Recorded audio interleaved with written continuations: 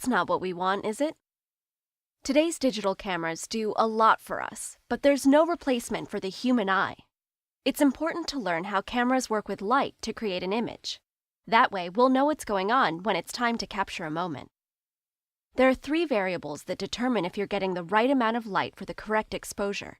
With a manual camera, we're able to change any of the variables ourselves. Different settings can result in really different pictures. Let's look at the process together.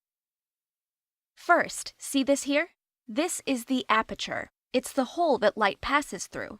If we make the aperture big, we'll have more light, true, but the sharpness of your photo will decrease very quickly from your focus point, backward and forward. This is what we call shallow depth of field. If we have a very small aperture, we'll have less light, but a deeper depth of field. For portraits, it can be nice to have a sharp figure separate from a somewhat blurry background, so I would suggest a large aperture. Aperture is measured in f-stops. This can get a little confusing because lower numbers mean bigger apertures and higher numbers mean smaller apertures. Next, there's shutter speed to think about. The shutter acts like a curtain that covers the sensor, and it only opens when you release the shutter button. If we want less light, we open the shutter for a shorter time. If we want more light, we open it for a longer time, but we run the risk of getting a motion-blurred picture. The speed is measured in seconds and fractions of seconds. For shooting sports or anything with a lot of movement, we'll need faster speeds. For taking awesome night landscapes, longer exposures will be better, but we'll need a tripod to steady the shot and prevent motion blur.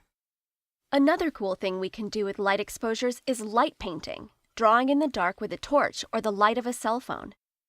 Lastly, ISO sensitivity controls how sensitive the sensor is to light. If we use low sensitivity, we'll need more light to register a photo. With a higher sensitivity, we'll be able to get a picture with less available light. 100 ISO is a low sensitivity, while 6400 ISO is a high one. If we increase sensitivity, we'll be able to use faster speeds and smaller apertures, but we'll get noisier images.